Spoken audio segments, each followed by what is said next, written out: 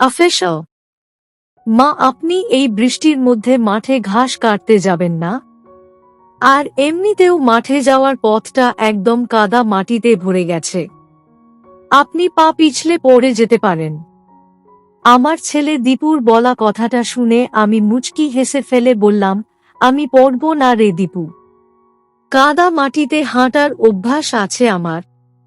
আমার কথাটা শেষ হতেই আমার ছেলে দীপু আমার দিকে এগিয়ে এসে আমাকে উদ্দেশ্য করে খানিক শক্ত গলায় বলল, তাহলে চলুন, আমিও আপনার সাথে যাব। এই বলে দীপু আমার থেকে কিছুটা পিছিয়ে গিয়ে আমার পেছন পেছন হাঁটতে লাগল। আমি দীপুর এমন কাণ্ড দেখে না হেসে থাকতে পারলাম না। আমি আমার ছেলের সামনে দিয়ে হাঁটছি আর আপন মনে হাসছি। প্রায় মিনিট খানেক সময় হাঁটার পর আচমকা আমার পা পিছলে যায় আর আমি ধপাস করে। হ্যালো আমার কলিজার বন্ধুরা, কেমন আছো সবাই? প্রতিদিনের মতো আজও আমি তোমাদের মাঝে নতুন একটি ভিডিও নিয়ে হাজির হয়েছি। আজ আমি তোমাদের বলবো আমার নিজের আপন ছেলে দীপুর সাথে আমার জীবনের আরও একটি অসাধারণ সত্যি গল্প। আমি শতভাগ শিওর হয়ে বলতে পারি যে আজকের ভিডিওটি দেখার পর তোমাদের জল চলে আসবে। তাই সকলের কাছে অনুরোধ, দয়া করে সম্পূর্ণ ভিডিওটি দেখার। তো বেশি কথা না বলে চলো মূল গল্পে ফিরে যাই। আমার নাম শ্যামা রায়। আমার বয়স 40। আমি একজন বিবাহিত নারী। আমার বিয়ের আগের জীবনের কথা বলতে গেলে আমি আমার ভাই বোনের মধ্যে সবার ছোট ছিলাম। আমার পিতা মাতা কখনোই আমার তেমন একটা খেয়াল রাখতেন না। তাছাড়া আমাদের পারিবারিক অর্থনীতি অবস্থাও তেমন একটা ভালো ছিল না, যেই কারণে আমার ছোটবেলা কেটে যায় অভাব আর সংগ্রামের মধ্যে দিয়েই। আমার বয়স যখন 18 হলো তখন থেকেই আমার বাবা মায়ের কপালে চিন্তার ভাঁজ পড়তে শুরু করল। হ্যাঁ, আমার বিয়ে নিয়েই তাদের যত চিন্তা। আমার বাবা মা তাদের চিন্তা দূর করতে আমার বিয়ের জন্য পাত্র দেখা শুরু করে দিল। আর একটা সময় তারা আমার জন্য পাত্র খুঁজে পেল। আমার যদিও বিয়ে নিয়ে তেমন কোনো ইচ্ছে ছিল না, তবে আমার বাবা মায়ের দিকে তাকিয়ে আর তাদের চিন্তা দূর করতে আমি বিয়েতে রাজি হয়ে যাই। আমার স্বামী দেবরাজ দেখতে মোটামুটি ভালোই ছিল। সেই সাথে তিনি বিদেশে একটা ভালো কোম্পানিতে চাকুরিও করতেন, যেই কারণে আমার পিতা মাতার এই বিয়ে নিয়ে তেমন কোনো আপত্তি ছিল না। আর যখন আমি নিজেও বিয়েতে রাজি হয়ে যাই, তখন তো আমার পিতা মাতার খুশি আর শেষ থাকল না। আমার স্বামী দেবরাজের সাথে আমার বিয়ে হয়ে যাওয়ার প্রায় বছর 2 পর তিনি চাকুরির জন্য বিদেশে চলে যান। যদিও দেবরাজ বিদেশে যাওয়ার আগেই আমার ছেলে দীপু চলে এসেছিল।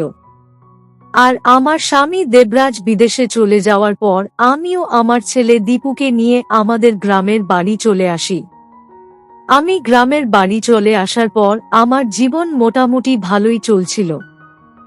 সকাল থেকে রাত অবধি আমি আমার সংসারের সকল কাজকর্ম সামলাতে থাকি আর আমার ছেলের খেয়াল ও রাখি। দেখতে দেখতে আমার ছেলে দীপুর বয়স 21 হয়ে গেল। এখন আর দীপুর খেয়াল আমার রাখতে হয় না, বরং আমার ছেলে দীপু নিজেই আমার খেয়াল রাখে। আমি প্রতিদিনের মতো আজও আমার গবাদিপশুর খামারে গিয়ে নিজের কাজকর্ম করছিলাম। এমন সময় আমার ছেলে দীপু আমার খামারে এসে আমাকে কাজ করতে দেখে মৃদু কণ্ঠে বলে উঠল, মা, আপনি এখন খামারে এসেছেন? দুপুর তো প্রায় হয়েই গেছে, আমার তো ক্ষুধা পেয়েছে অনেক। আমার ছেলে দীপুর কথাটা শুনে আমি মুচকি হেসে ফেলে বললাম, আমি তো সেই সকাল বেলায় সকল রান্না শেষ করে এসেছি। তুই গিয়ে খাবার বেডে দুপুরের খাবার খেয়ে নে খোকা। আমার কথাটা শেষ হতেই দীপু নিজের মুখ ভারী করে বলল, মা, আমি না হয়ে খাবার খেয়ে নেব, কিন্তু আপনি খাবার খাবেন না নাকি? দীপুর প্রশ্নের জবাবে আমি বললাম, না রে খোকা, আমি খাবার খাবো আরো পরে, আগে খামারের সকল কাজ কর্ম শেষ করে নেই। আমার কথাটা শেষ হতেই দীপু বলল, না মা, তা হবে না, আপনাকেও আমার সাথে খাবার খেতে যেতে হবে। আপনি চলুন আমার সাথে। আমি আর আপনি একসাথে খাবার খাবো। দীপু নিজের কথাটা শেষ করতেই আমার হাত ধরে ফেলল। আমার ছেলে দীপু আমার হাত ধরে ফেলে আমাকে তার সাথে করে বাড়ির দিকে নিয়ে যেতে লাগল। যদিও আমি এখন খাবার খেতে যেতে চাইনি, কারণ আমি সবার আগে খামারের সকল কাজ শেষ করতে চাইছিলাম। কিন্তু আমি জানি আমার ছেলে দীপু আমাকে খাবার না খাইয়ে এখন কোনো কাজ করতে দিবে না। এই কারণে আমিও আর দীপুকে কিছু বলিনি। আমি দীপুর সাথেই বাড়ির দিকে চলে যেতে লাগলাম। আমি আর আমার ছেলে দীপু বাড়িতে ফিরে আসতেই দীপু আমাকে বলল, মা আপনি ফ্রেশ হয়ে নিন, আমি খাবার বেড়ে নিয়ে আসছি। আমি দীপুর কথাটা শুনে বললাম, আচ্ছা ঠিক আছে খোকা, তুই খাবার বেড়ে নে, আমি ফ্রেশ হয়ে আসছি। আমি নিজের বলা কথাটা শেষ করতেই সোজা চলে গেলাম ফ্রেশ হয়ে নিতে। আমার ছেলে দীপু মোটামুটি সকল কাজ করতে পারে। আমি আমার ছেলেকে এমনভাবেই তৈরি করেছি যে আমার অবর্তমানে বা আমার অসুস্থতায় আমার ছেলে দীপু রান্না থেকে শুরু করে সংসারের সকল কাজকর্ম করতে পারবে। আমি আমার ছেলে দীপুকে আর কিছু না বলে সোজা চলে গেলাম ফ্রেশ হয়ে নিতে। আমি প্রায় মিনিট 15 সময় ধরে ফ্রেশ হয়ে আমার খাবার টেবিলের সামনে আসতেই দেখতে পেলাম আমার ছেলে দীপু খাবার বেড়ে নিয়ে আমার জন্য অপেক্ষা করছে। দীপুকে এমনভাবে অপেক্ষা করতে দেখে আমি মুচকি হেসে ফেললাম। আমার ছেলেটা আসলেই পাগল। তা না হলে কেউ কি খাবার সামনে নিয়ে এমনভাবে বসে থেকে অপেক্ষা করে? আমি দীপুকে অপেক্ষা করতে দেখে খাবার টেবিলে গিয়ে বসলাম। আমি খাবার টেবিলে বসে দীপুকে উদ্দেশ্য করে মৃদু কণ্ঠে বললাম, দীপু খোকা তুই এখনো বসে আছিস কেন? খাবার খাওয়া শুরু কর না। আমার কথাটা শুনে দীপু বলল, মা আপনি ছাড়া আমি কি খাবার খেতে পারি? এখন আপনি চলে এসেছেন তো এখন খাবার খাওয়া শুরু করি। আমি দীপুর পাগলামি দেখে হেসে ফেললাম। আমার ছেলে দীপু আমাকে হাসতে দেখে নিজেও হেসে ফেলল। আমি আর দীপু একসাথে বসে দুপুরের খাবার খেয়ে ফেললাম। আমাদের দুপুরের খাবার খাওয়া শেষ হতে না হতেই আকাশের গুরুং গুরুং ডাক দিয়ে উঠল। মনে হচ্ছে আজ বৃষ্টি হবে। আমি বৃষ্টি হবার সম্ভাবনা দেখে দীপুকে উদ্দেশ্য করে বললাম, দীপু খোকা আজ মনে হচ্ছে বৃষ্টি হতে পারে। তাছাড়া আকাশের অবস্থা ও ভালো না। আমি খামারের দিকে গেলাম। তুই বাড়িতে থাকিস কেমন? আমার কথাটা শেষ হতেই দীপু বলল, না মা, আমিও আপনার সাথে যাব। এই ঝড় বৃষ্টির সময় আপনি খামারে রেখে আমি বাড়িতে থাকতে পারবো না। আমাকেও আপনার সাথে করে নিয়ে চলুন না।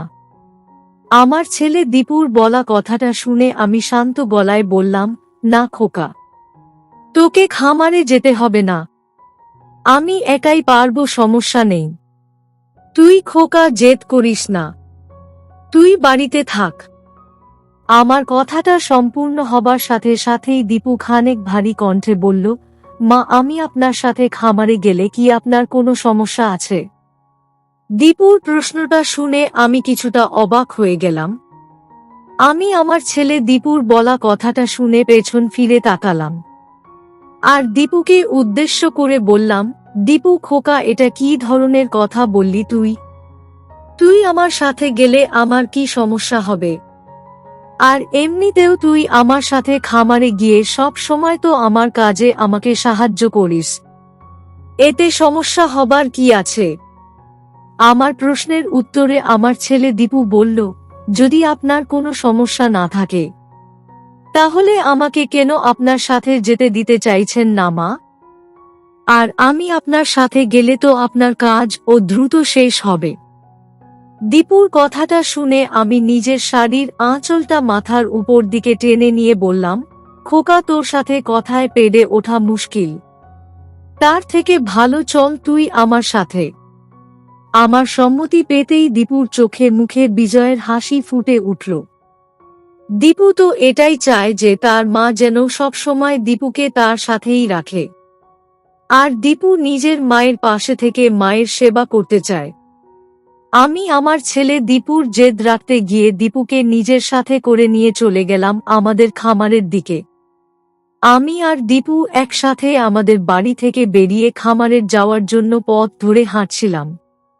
প্রায় বেশ কিছু দূর হাঁটতেই আচমকা গুঁড়ি গুঁড়ি বৃষ্টি হতে শুরু করল। বৃষ্টি হতে শুরু হতেই আমি দীপুকে উদ্দেশ্য করে বললাম, দীপু খোকা, আরো দ্রুত পা চালিয়ে চল, তা না হলে আমরা দুজনেই বৃষ্টিতে ভিজে যাব। আমার কথাটা শেষ হতেই দীপু বলল, হ্যাঁ মা, চলছি তো। কিন্তু যাই বলুন মা, বৃষ্টির মধ্যে রাস্তার পাশ ধরে হাঁটতে এক অন্যরকম ভালো লাগা কাজ করে মনের মাঝে। আমি দীপুর কথাটা শুনে হ্যাঁ সূচক মাথা নেড়ে আপন মনে আমার স্বামীর কথা ভাবতে শুরু করি। আমার স্বামী যখন দেশে ছিলেন তখন এই বৃষ্টির সময় আমি আর আমার স্বামী মিলে একসাথে বাহিরে রাস্তার পাশ ধরে হাঁটতাম আর অনেক গল্পও করতাম। এক অন্যরকম ভালো লাগা কাজ করত তখন মনের মাঝে। আজ এই বৃষ্টির সময় আমার কেন যেন আমার স্বামীর কথা ভীষণ রকম মনে পড়ছে। আমি আপন মনে আমার স্বামীর কথা ভাবছি আর নিশ্চুপ হয়ে হাঁটছি। এইদিকে হাঁটতে হাঁটতে আমি আর দীপু আমাদের খামারের সামনে চলে আসি। খামারের সামনে চলে আসতেই আমি দীপুকে উদ্দেশ্য করে বললাম, দীপু, আমরা খামারের সামনে চলে এসেছি, এবার আর কোনো চিন্তা নেই। মুষলধারে বৃষ্টি নামলেও এখন আমরা আর ভিজব না। আমার কথাটা শুনে আমার ছেলে দীপু মুচকি একটা হাসি দিয়ে বলল, হ্যাঁ তা ঠিক বলেছেন মা, কিন্তু আমার কেন যেন আজ বৃষ্টিতে ভিজতে ইচ্ছে হচ্ছে ভীষণ।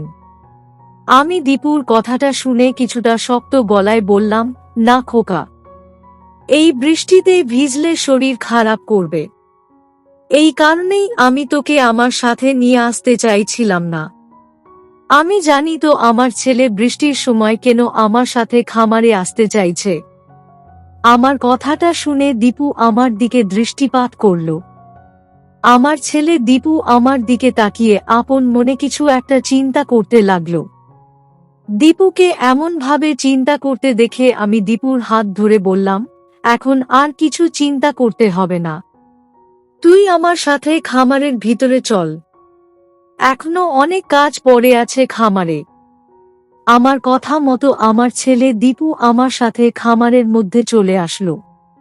আমি ও আমার ছেলে দীপু খামারের মধ্যে চলে এসে খামারের সকল কাজ কর্ম করতে শুরু করি।